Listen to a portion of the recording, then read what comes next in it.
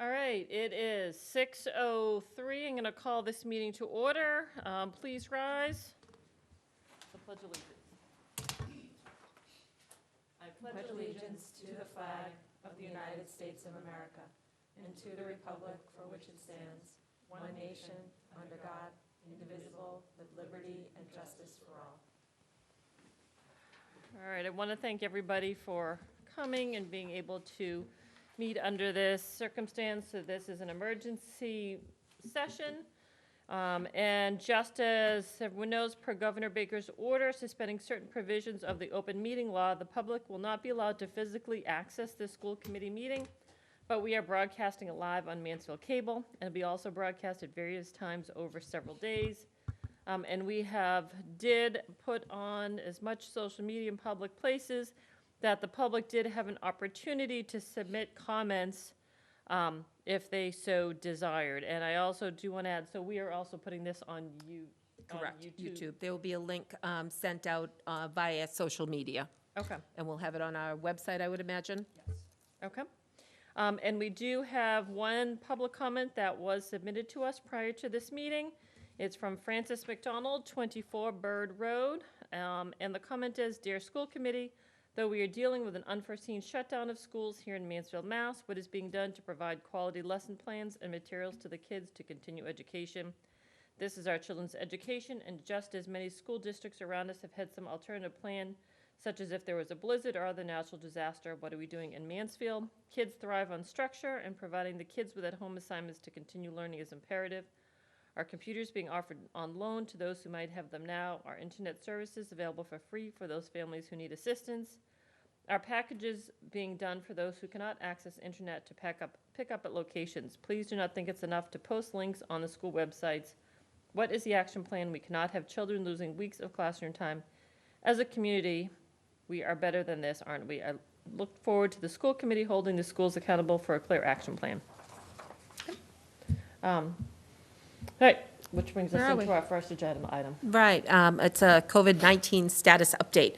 Last Friday, as everyone knows, I made the decision to close schools for 2 weeks. Governor Baker, on Sunday evening, extended that for a third week. And so all schools in Massachusetts, public schools, are closed for the 3 weeks.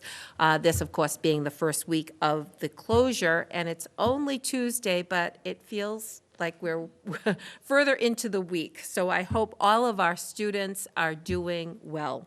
I think that they have, all of us who work with students are thinking about some of the different things that they've lost, whether it be, for example, our fifth grade musical, James and the Giant Peach. They would have been performing at that this week. They've worked so hard, the singers and dancers and actors and musicians and crew, and it's heartbreaking to see students losing out on those fun activities. There have been a number of field trips that we have had to cancel. There have been some extended field trips, like the trips to Ohio for our percussion and color guard. There was a trip to New York City for our orchestra and chorus. And I think that we have to keep in mind that not only is it the day-to-day routine that children are missing right now, children and teens, but all of these changes that have impacted their lives and so quickly. Things have happened very fast for them. And so we are continuing to send home materials that hopefully families can use to help the students navigate the emotional experiences of dealing with the school closure, and also just knowing, what is going on in the world, because truly these are uncharted waters globally, not just for our schools in Massachusetts. It's a very different experience. This week, with our 4,000 students gone from our schools, they are being thoroughly cleaned. And our custodial staff is working full tilt on just trying to do just a very deep clean for all of our buildings. There is a Mansfield COVID-19 task force, and we meet regularly.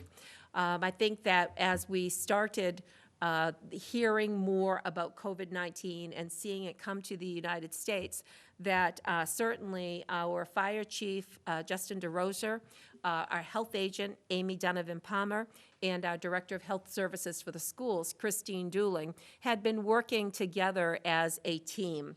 We expanded that last week, and in addition to them, also we have Chief Sellon, we have myself, we have Town Manager Kevin Dumas, we have our Assistant Town Manager Barry Lacasse, we have Jocelyn Lemaire, who is the Human Resources Director. And so we have a number of people on that task force, so as we meet and we talk about the issues that are surrounding all of our community members and the schools and the town municipal government. We met again yesterday, and yesterday we were also joined by Chair of the Select Board, Jess Aptowitz, and Vice Chair Michael Trowbridge.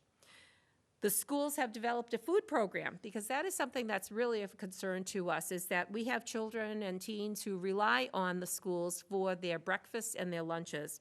And so what has been developed, and when I say it's been developed, it is Christine Dooling and our Director of Food Services, Dawn Langtree, have really taken the lead, but they have been partnered with Kim Hoy from Our Daily Bread, and also with Dawn Saba, who is with Westside Benevolent, but is also a Robinson School employee. And they have been working with our food service staff. Food service managers were in our kitchens today preparing the lunches for tomorrow. We're going to be distributing lunches a couple of different ways. One is from 10 to 12 tomorrow behind Mansfield High School. There will be a distribution point. Detective Wright and Detective McCune are going to be there directing traffic if need be.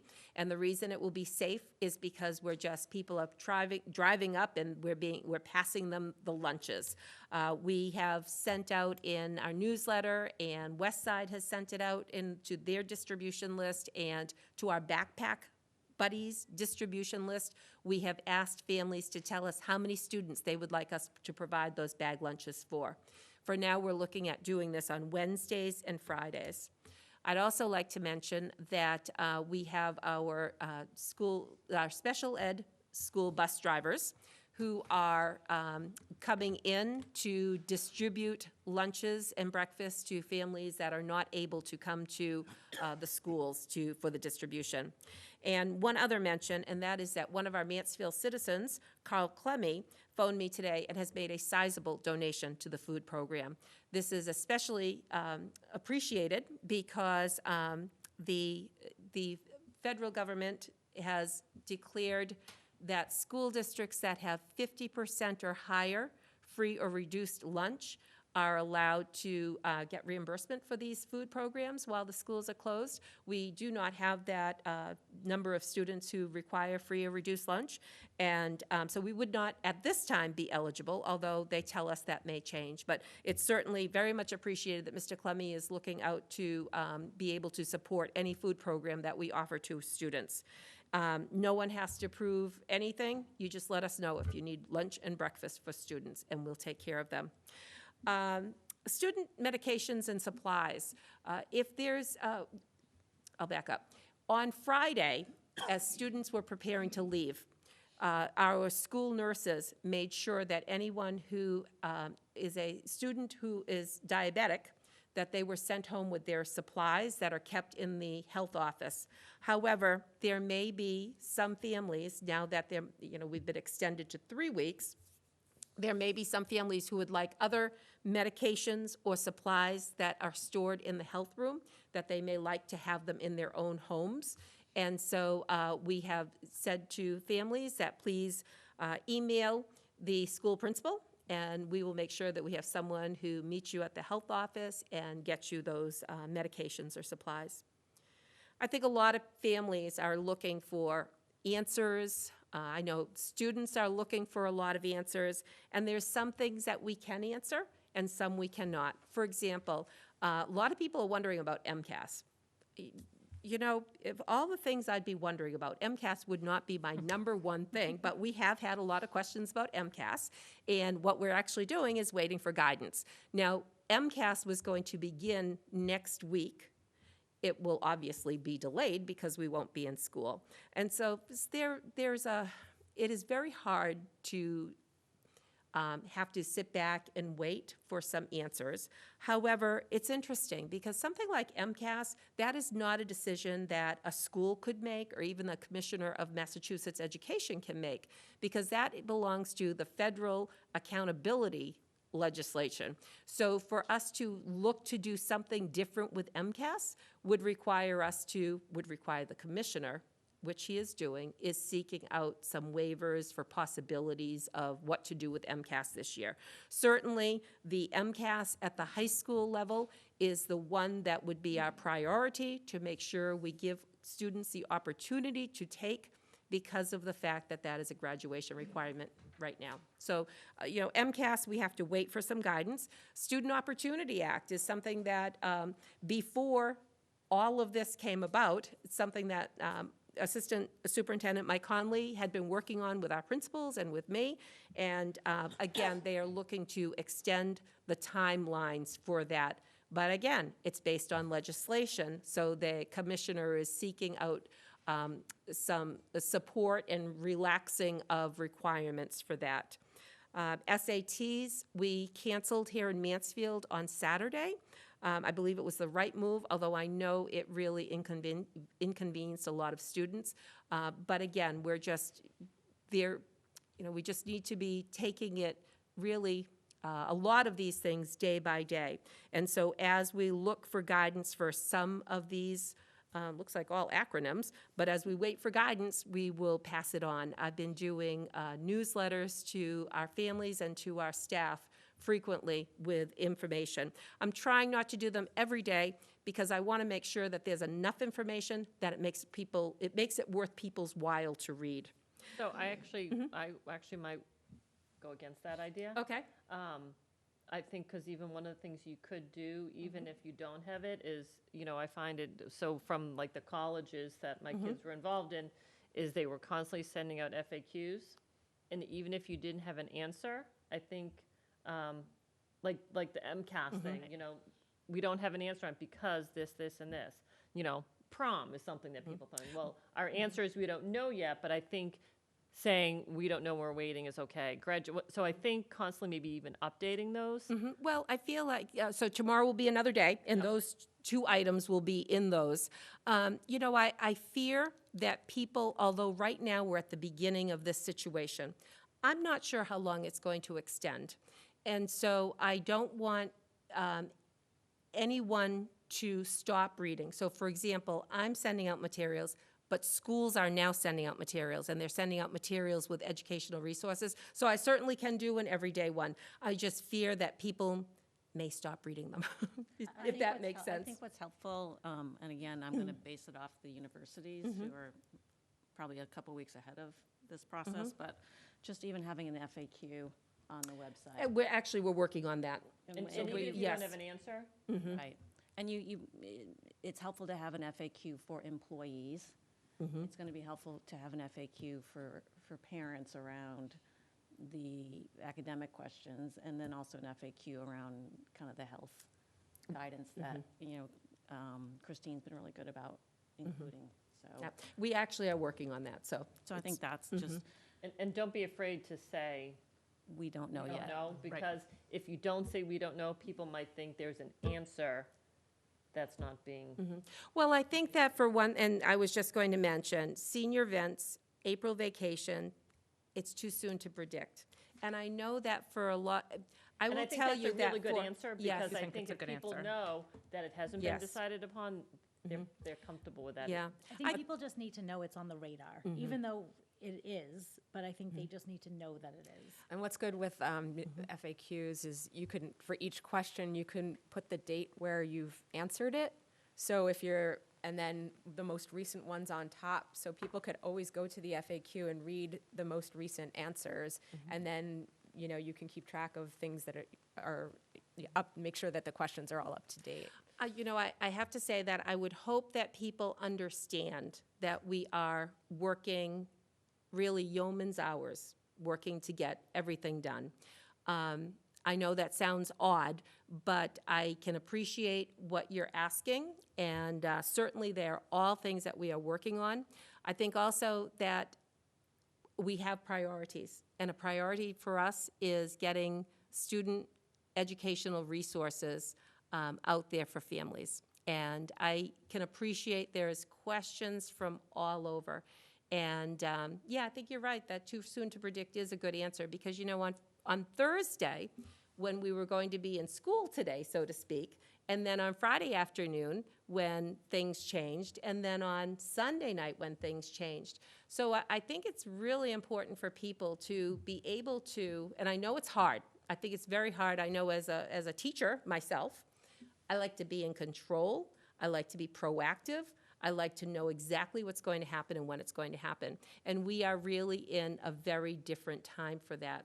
I'm really hoping that right now, what parents can do and families is to be able to take some time with their students, their children and teens, and really look at the fact that they are going through a lot of change themselves right now, and be able to just kind of slow things down. So certainly, we are working on the FAQs. I will try to have that up tomorrow.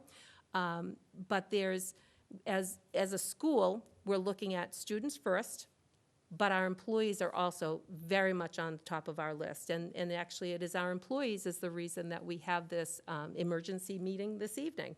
But before I go to that, actually, I was going to ask Jim if he would just speak to special education, because we have a lot of special education questions coming from families for students with disabilities. Hi, good evening. Just in order to provide a quick update, we've been taking our guidance on a very regular basis from DESE.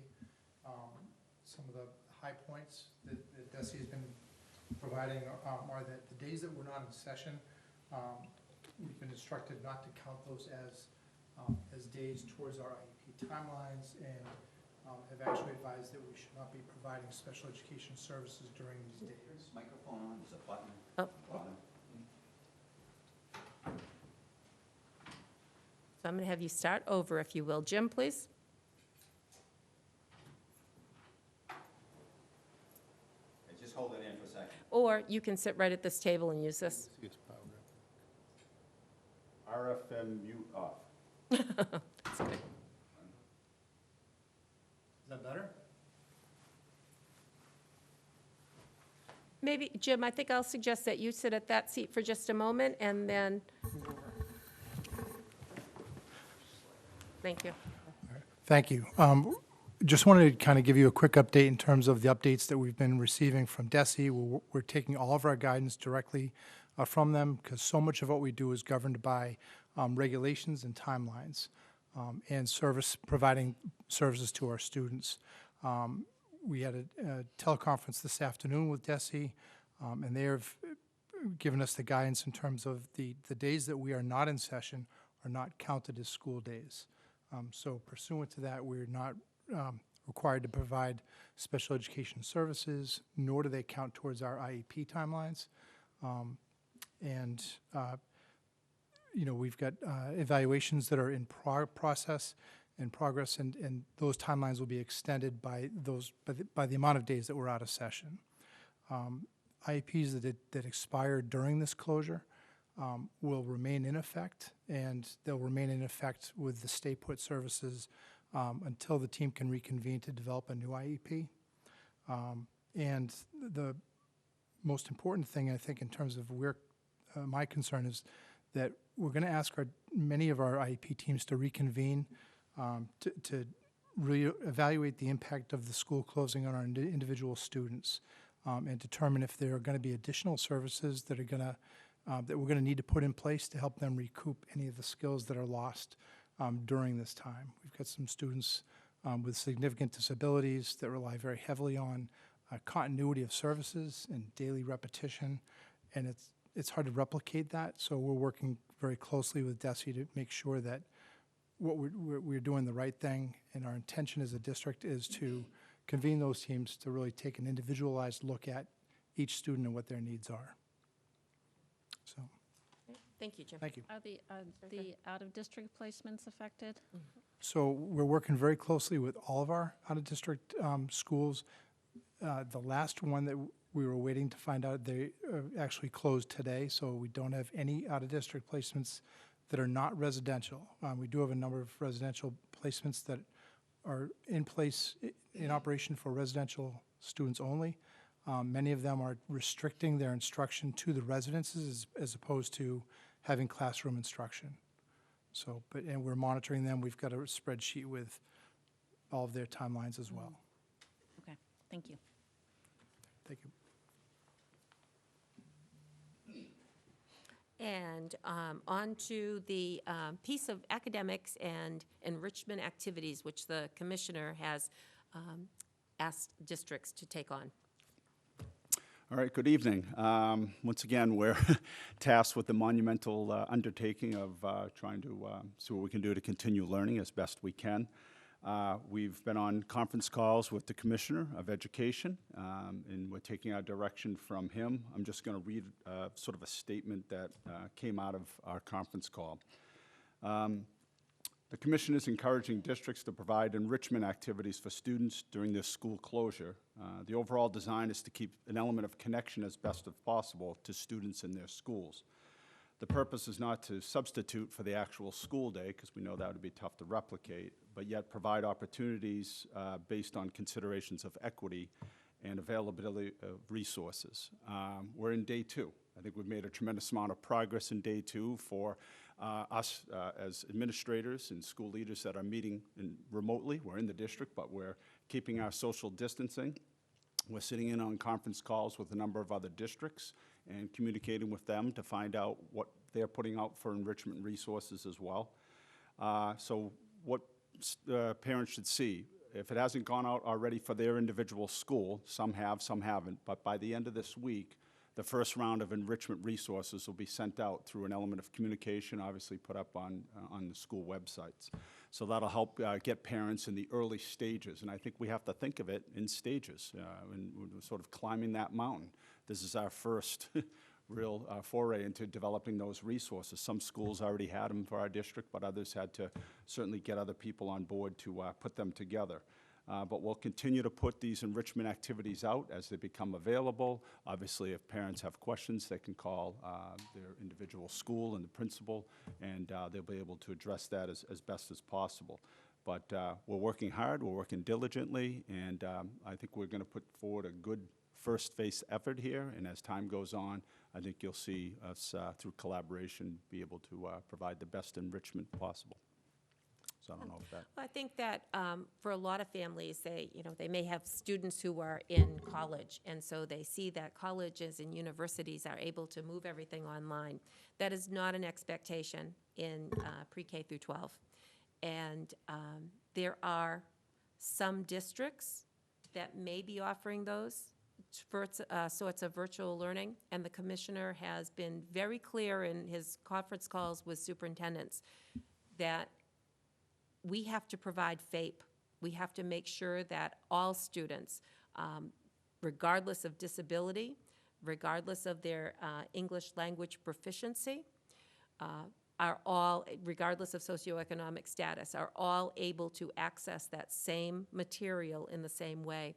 So that, I think, is why you keep hearing that term enrichment activities and learning opportunities.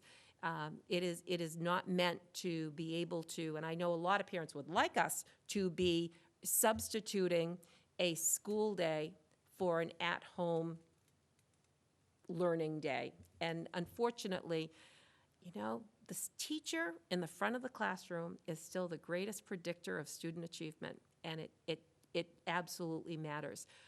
Will our teachers be connecting? Yes. Will the opportunities be out there for different types of learning? Yes. But there again, as I think I put it in maybe yesterday's newsletter, is SAT hasn't even made their decisions. They're sending out a letter, I believe it's March 20th, as to how they're going to handle some of their learning opportunities in the home. So there's a lot of work to be done. Is that the AP? AP, yes. Okay. Oh, what did I say? SAT. Oh, sorry about that. SAT's on the brain. Yes, AP. AP will be able to, College Board, all the same company, will be sending out the information. I think they said March 20th. So, any questions for either one of us. Ed will be coming up later with a different agenda item. Yeah, I just had so I know that a lot of the schools send out newsletters for online resources. Are there like hard copy packets if Yeah, we're working on that. We've had those discussions. I think that adds another element, but a necessary element where if we're going to have people pick up hard copies, how do we do it in a safe manner, keep the distancing? How do we deal with people that don't have the ability to get those hard copies? There's just a lot of moving parts there, and we're putting forth the best genuine effort possible. And if people could reach out to us that might be struggling to get the resources, we'll try to provide a way. Hopefully, in terms of picking them up, I already talked to the elementary schools in particular about photocopying, putting packets together. So they're working on that. I don't think it's been communicated out yet, but it'll be another thing in our sort of virtual conference call that we'll be working on tomorrow as an item. So, that's on the forefront, but how it's going to perfectly be run is in the consideration. And we're fortunate because we have our, we have buses, special ed buses. We also have individuals who have offered to make deliveries, distribute items. We also have the program set up that as we distribute. So for example, I think it's, I'm not going to name the company, but there is a company that offers free internet service to families that would qualify. So Lori Latenda has been putting together a flyer for us today that we can either put in or add to the lunches and breakfasts that are going out tomorrow, because it may be similar, the same group that would want to take advantage of that opportunity. So I know at the beginning of the year, we took a survey of students and if they had access to computers, internet, and those type of research. So are we accessing that data now? Again, it wasn't individual names, and our population has changed since that data was collected. Okay. And a tough way to find out, obviously you can't email, right? So, you Right. could find out, but, we're trying to utilize whatever tools possible to try to figure out that what people might have or not have. But, And maybe if they're translating. watching TV I was gonna ask or about. people know that watching TV that they'll get word that certainly they can reach out to the school with a phone call if they have questions about how to access these enrichment activities and how we can help provide it for them. So we'll certainly do that. I'll also add that we have been collecting the questions in the Q&As.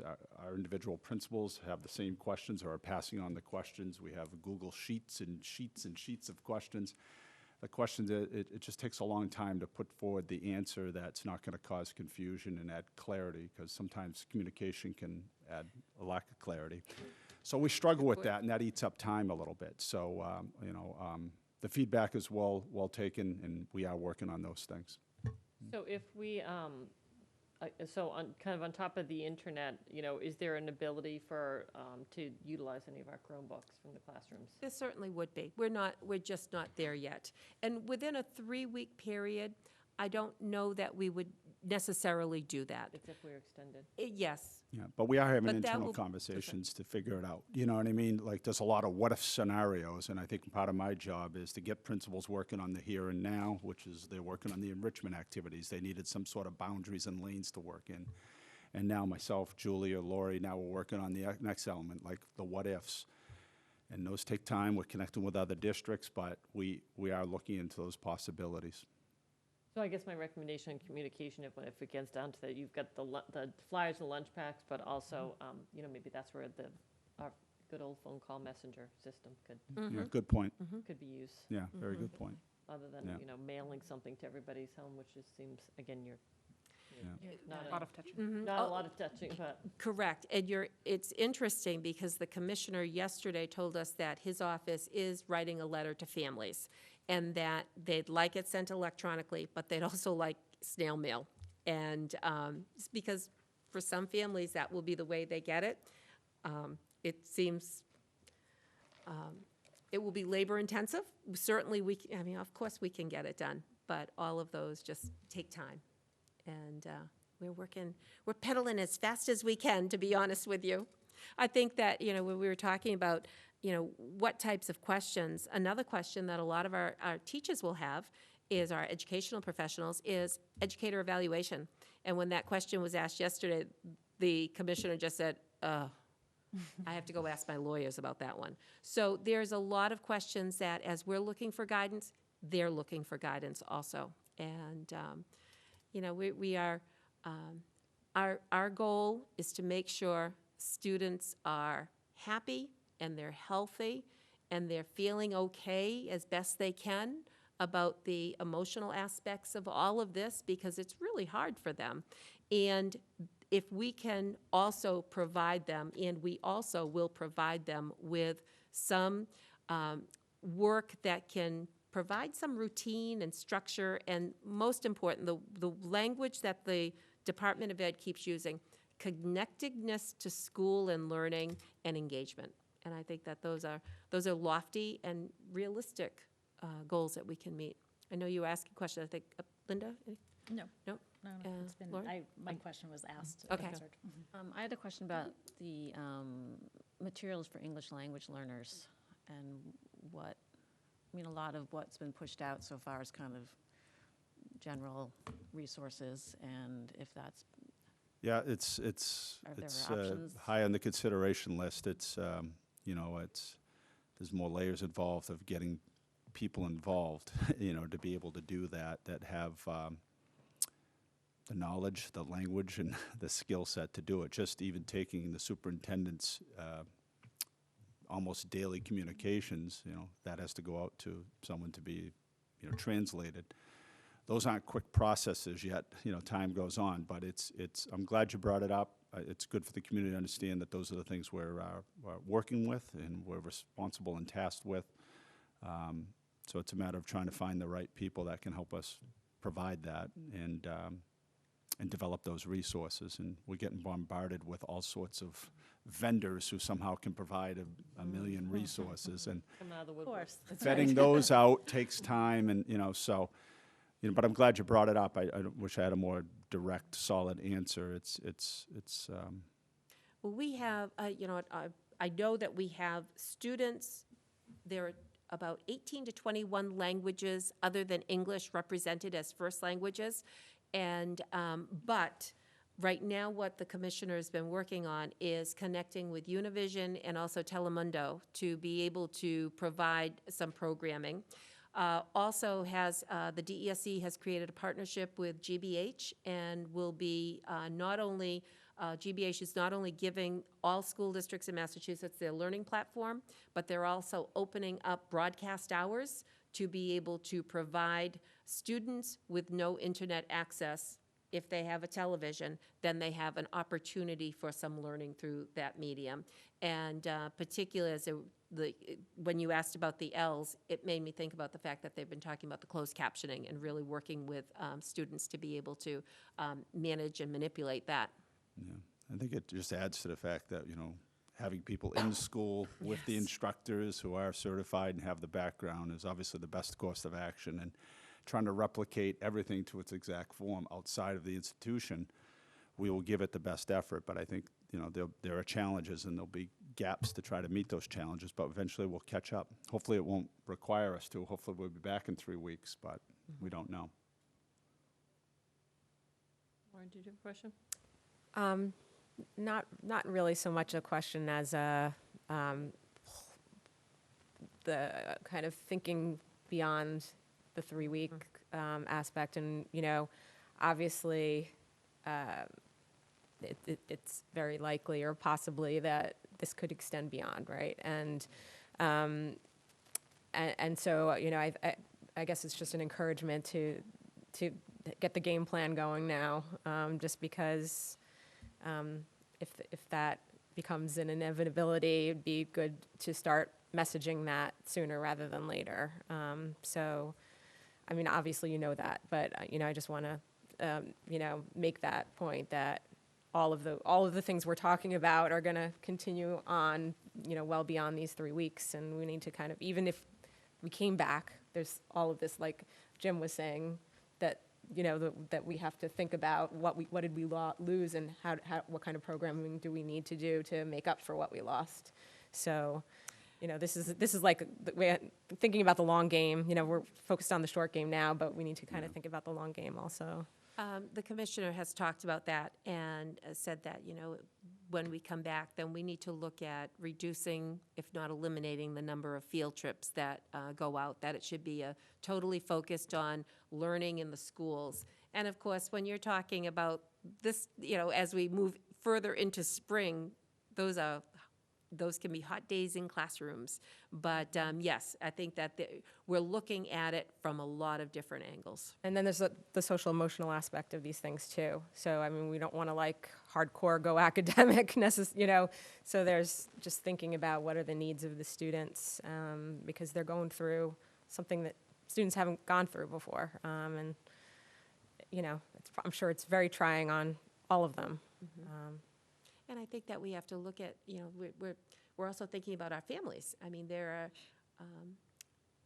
a lot of people are losing their own jobs, or because, for example, the Mansfield Public Schools CHAMPS program is daycare for a lot of families.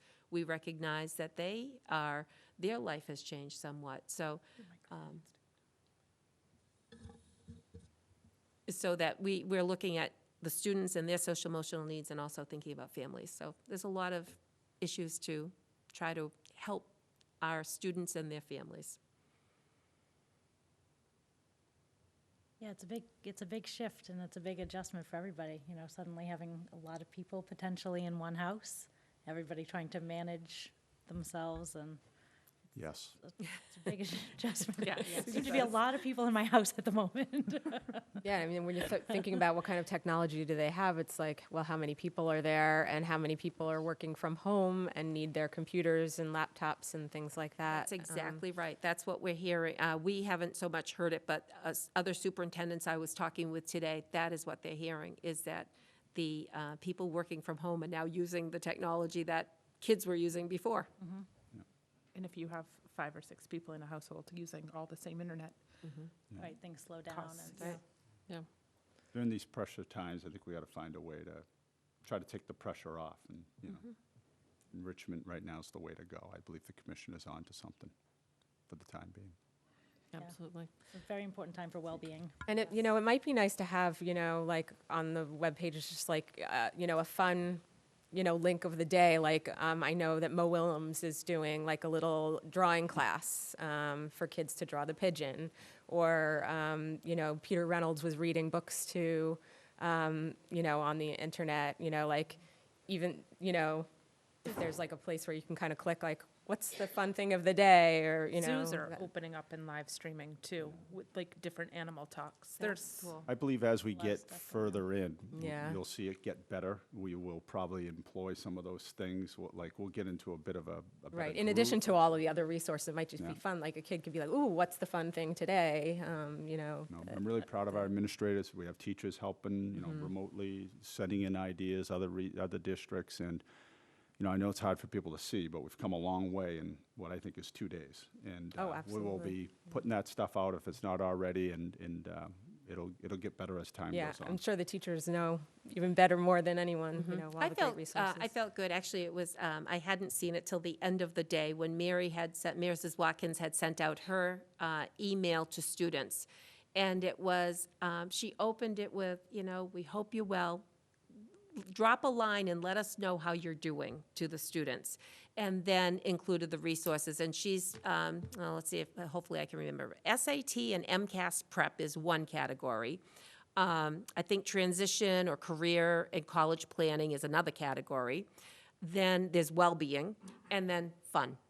And so I think that that's a great suggestion, is to utilize those ideas so that, we just look at the whole student instead of just one aspect. Yeah, so somebody had a virtual. Okay. Okay, very good, thank you. I did see here one had, someone had was having virtual spirit days Oh, at that's an fun. elementary school. That's a great Yeah, idea. so the kids are encouraged to dress at home in a certain way or something like that. That's Yeah, I think great. there were some virtual St. Patrick's Day Yeah. celebrations today. That's great. That's good.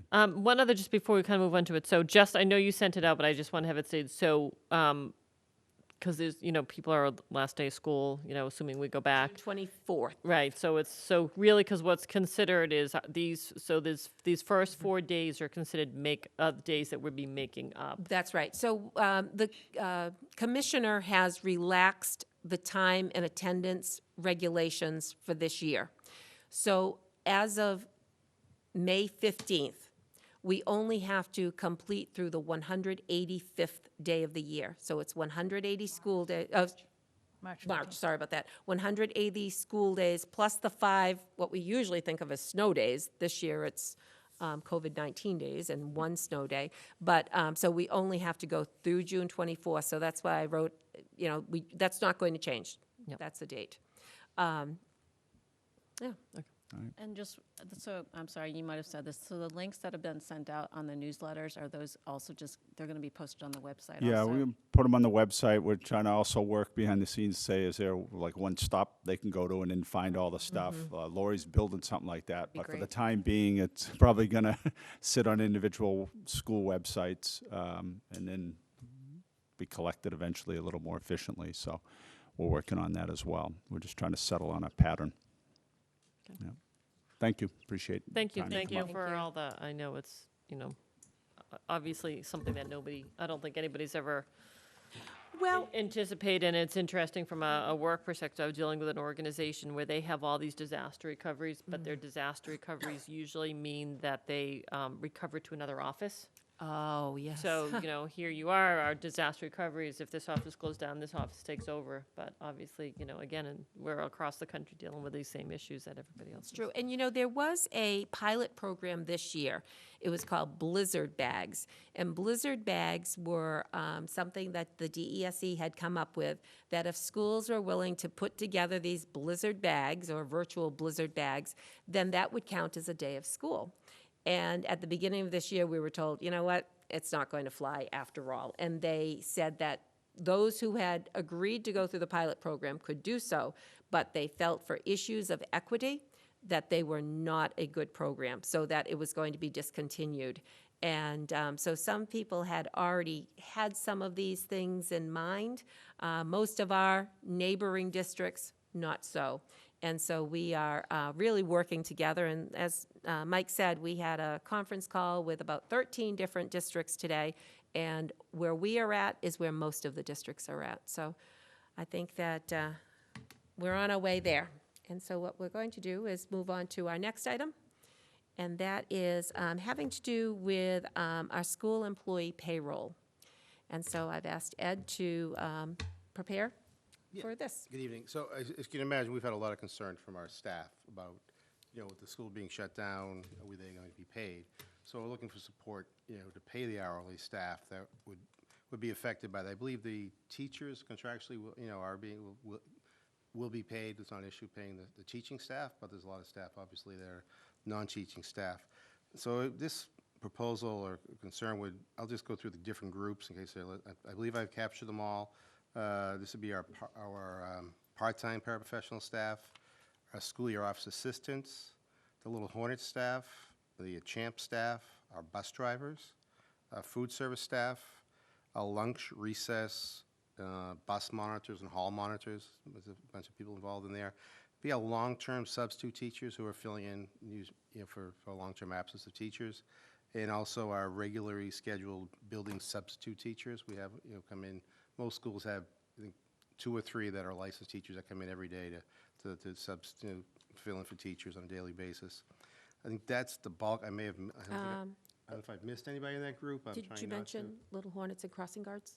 Oh, I missed Little Hornets. I didn't mention crossing guards. That's one I did mention. I was trying to check The them last off. group would be crossing guards that I didn't mention. So hopefully I got everybody. So if I did, we're all trying to capture all the groups. So as far as our payroll goes, people know this Friday is a payday. Which would cover the pay period of 2/28 to 3/12. Everybody worked those days, so everybody's going to be paid the regular, with the timesheets for these people would be paid off of timesheets. All going to be paid regularly on Friday as scheduled. But our next payroll is on April 3rd. Our payroll pay period is biweekly. It goes from a Friday to almost till 2 weeks to the next Thursday. So the 4/3 payroll would be covering last Friday, 3/13 through 3/26, next Thursday. So people did work on 3/13 last Friday, so though their hours will be in the system, so they'll be paid for that day. And due to these being the next 4 days, which were currently Monday to Thursday of this week, are no school days, so they would be making those days up at the end of June. So we would not pay people for those days, because if we paid them for those days now, then we'd be telling them to come back at the end of June and not be paid for those days. So we don't want that situation to be too confusing for everybody. So we're considering these first 4 days, Monday to Thursday, as no school days, so those hourly staff would not be paid for these 4 days. Then we would be looking to pay them for the next 5 days, which would be this Friday through next Thursday, 3/20 to 3/26. So we'll be looking to pay people for 5 days essentially, but they're not at work because obviously schools are shut down. So that would be for the payroll on April 3rd. The following next payroll would be on 4/17, and that's going to cover from 3/27 to 4/9. As it's scheduled now, I believe we'd be out of school until April 7th. I've heard the 6th or 7th. We're going to go with the 7th. So we'd be looking to pay people through April 7th. So it's going to cover that 3-week, period in 3 weeks and like 2 days that school is shut down. We're looking to pay everybody. And then we look for further guidance depending, where we go from there, whether we are back on the 8th as we hope, or if things get extended, then we'd have to look for further guidance. So we're looking for support to pay, to pay all these staff. We'd be paying their regular scheduled hours or regular. We have some staff who may be a primary position, maybe with food service, they do some CHAMPS work, or they could be a CHAMPS. So we would be their primary position. So if they're food service, we pay them their food service hours. Or we have people who monitor plus paraprofessionals. We would pay them what their regular, daily function is, not any extra maybe duties or hours they work. We just pay them when their base core position is how we would be doing it. Because that could be a question the staff will have. We've had a lot of questions, we appreciate that, so we're looking for support, for the next 3 weeks to pay the staff. The cost, I know there'd be a question, approximately, I would say it's, looking at the numbers in a typical week, so it'll be $100,000, $105,000 a week that we're paying to these staff members to support our children, students. So you have any questions? I'm trying to just give anybody have any questions on this? Well, I personally am in favor of it, but I'll ask the question. If we didn't pay them, what happens? Well, it'd be a ripple effect. If we didn't pay them, I don't know how, I would assume they'd be unemployment, they probably would go to unemployment, Then there'd be a lot of issues with people who are on health insurance that we wouldn't, they have deductions for health insurance, and we wouldn't be deducting that, so there'd be an obligation to pay the health insurance directly to us, and it would be quite a ripple effect on the staff. So we're trying, this is unusual, obviously this is a hopefully once in a lifetime situation we're in here. We're trying to do our best to support our students, as we've talked about. Now we're looking to support our staff through this difficult period. And unemployment would also cost the town. There would be a cost to the town there. I will say that the commissioner is, his philosophy is, and he's basing it on when they had, wherever he was a superintendent, Snowmageddon a couple of years ago, when his employees were out for an extended period of time, similar to this. And he paid his hourly, and he said to us that his philosophy and his advice would be to pay hourly, that he would have further guidance for us as we go through these next couple of weeks. But this is something we need to be able to let our employees know so they can know where they stand. I'll also mention that I've not heard of a school district yet that is not paying their hourly employees during this short-term situation. And the funds obviously are budgeted. We always have budgeted these funds to pay these salaries too, so the funds are available, to pay the staff. Can we take comments? I think. Oh, sure. I support paying these employees. I think that it's important. I think this is a scary time for everyone. And I know that there are a lot of people that are not getting paid, but I think we have loyal employees that show up every day to educate our students and support, and I think that it's important for us to now support them. I would agree. I think just the instability alone, that it would set off with these families, which would just add to the stress of the whole situation. And we do need continuity of staffing anyway, so it doesn't make any fiscal sense to not pay them, even though I think there may be people philosophically who might not agree. I would support this. I would agree. You know, obviously, if we go into the rest of the year or horrible worst-case scenario, I think we need to revisit this at different junctures, but I think absolutely at this point, there is no reason not to pay them. I completely agree, completely wholeheartedly agree. So my question, we're just talking about 2 pay periods right now, right? Right, we're talking the payroll, the paid date, I'll say the paid date of April 3rd, and then the pay date of 4/17. We're looking to pay, I would just look for support paying them through April 7th, which is like the scheduled last day of the shutdown. And I think if the shutdown goes beyond that, I think that we probably should come We back would have and to revisit regroup. it. Come back. Revisit Okay. it, have you. Yeah, I just wanted to make Authorize sure, us because it's paying like in the middle forward. of a pay period. Right, it goes so- till, I I think. was going to say, said it would goes That's it a be Tuesday, cleaner? and the pay period goes to. Just to that's the Thursday, Goes to right? the Thursday. Would it be cleaner to So it's those 2 approve it? days. Now, if you want to approve it, so if you want to approve it as paying employees through April 9th, it would be easier for the fact that we wouldn't have to come back to deal with 2 days. There might be a motion to pay the staff through April 9th, and then I'm assuming we'll get some guidance from the state Yep. probably the week prior to that, or whether we're going to continue or shut down. But that would make it easier, the fact that we would be able to process the payroll without having to call another meeting to deal with 2 days. So that's a good suggestion, to pay through April 9th, which would cover us the next 2 pay periods. Yeah, I would think that would make That a lot makes more sense. sense. That makes yeah. good sense. Yeah. And because if we do come back to work on the 7th, or they do come back to work on the 7th and schools open up, then They're getting they paid. assume You're they're getting going to paid come back to anyways, school right. anyway You're and getting start paid working, anyways. right, so, You'll be getting paid. yep. Okay. All right, so does somebody want to make a motion to approve the payment of all hourly employees through April 9th? I'll make the motion to pay all hourly employees through April 9th. I'll second. Any further discussion or questions? All those in favor? Aye. Motion passes 5-0. Okay, thank you.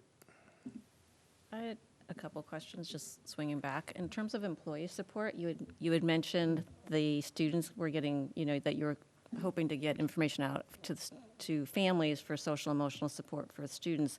What is available to employees through HR? The employee assistant program is always available to employees, and I think that that's always mentioned so many times. We can, of course, mention it again. That's good advice. Okay. Then my second question is back to the meal assistance program. And you're going to do it on Wednesdays and Fridays. Is that something that's going to be expanded, or are they getting enough food to kind of provide continuity and food security for several days? We believe that that's going to suffice for now. There are some there's going to be some distributed, delivered, I guess is a better way to say. And our Daily Bread and West Side are also supporting. So while they deliver some food in the lunch bags, they are also delivering other food. So I think that when we say, is it going to be expanded, we're going to have to wait and see what what it looks like, who's going to come, and how many are we distributing. And we started with requesting families to email the backpack buddies at mansfieldschools.com, so that we could know how many families or how many students to provide for. And we're going to have people who are there and can certainly support. But I think that Backpack Buddies has been a great opening. Now, granted, that is at Robinson School, and we're looking for families that are being supported through West Side at all grade levels and through our district at all grade levels. But Christine Dooling and her team have really developed some good relationships with the Backpack Buddies families. And so I think that they will be getting the word out. The town has been very forthcoming with support and generosity. For example, I believe it was 40 lunches were dropped off at the fire station yesterday for families who would benefit. They were forwarded to Our Daily Bread, the food pantry. So there's a lot of people out there who are trying to support families that need at this time. Oh, that's already been expanded to Monday through Friday. Nice job, Christine. That's great. That's amazing. So you just brought up something that I know there's been a lot of people out on social media kind of wanting to help, and individuals wanting to do this. Is the Our Daily Bread the best place to kind of bring all that through? I would say if people are donating food, Our Daily Bread is definitely the place to do so. And I don't know if we did it today or we're going to do it. We're going to get a note out to all of the people who've offered support. We are very grateful to all the volunteers, and yet right now, our food service, they are very grateful that they are on the payroll, and they would like to be doing this. They're also all ServPro trained, whatever that, has to be done, and we know that they are employees, so we are very grateful. We're having them manage and work this right now. And so I do think the volunteers who want to deliver food, Our Daily Bread is probably the right resource there. And for people who don't want to donate food, so not just deliver, right? But if you want to donate something. Correct, if they want to donate foods, Our Daily Bread. Okay. Because some of our food is being ordered through our food program. So Don Langtree, as Food Services Director, has ordered food, and Christine had texted me. She sent me some pictures of the crew working on creating the lunches today, and she said there were fresh fruits and vegetables and really good foods in the lunch bags. So we're ready to start delivering and distributing. And I think I just want to thank you all again. I know that some of us are dealing with similar issues at our own work sites, and it's a very fluid, very rapidly changing situation, and it's really day by day for a lot of this stuff. So I want to thank you all for what you're doing. I also just want to reiterate that the best place to find out information is from the district's website and social media official sources, the town's official sources. We see a lot of conversations on social media about people hearing things, and really, I just want to emphasize that I think, that you guys have been very good about getting information out to the community, and that the best place to check are the district sources. Thank you. And that if you do have questions, you can reach out to the district, to the school principals. Absolutely. And, so it's, if you have those questions, ask them. Because they're the ones who have the actual Information. response. They may not have the answers, and I think that's an important. But again, if we don't have the answers, I think it's okay to say where we. Too soon to predict. It's too soon to Not predict. that we don't know, Yeah. too soon to predict. And Yes, please thank waiting for guidance. Yeah. Please thank the food preparation, the workers. I mean, they're doing wonderful work, and the whole community appreciates them. Absolutely. I think that it has been, for me, very gratifying that, sometimes there are groups of people who go unseen and kind of travel under the radar. And I feel that everyone is saying, hey, let's help everybody in our community. And it just makes you feel good to know that they understand that, yeah, we are teaching all students, and we're going to help them.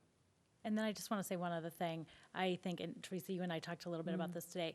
I just, so for all of you, thank you so much. And please stop and take a breath every once in a while. And you have to look out for your own well-being, because we need you guys all doing what you're doing. So really take some time out for yourselves too. Thanks. Wash your hands. Yeah, use some Wash your hands. spray, lots of Purell. All right. Is there anything else that we need to add to this? I don't think so. I think we When is covered our it. next meeting? And It's too soon to predict. Thanks to Jen. We're taking it day by day. All right, well, in that case, we'll have a motion to adjourn. I'll make, No, go ahead. I'll make a motion to adjourn. I'll second. All right, all those in favor? Aye. 5-0. Thank you, Thank you. everybody. Thank you.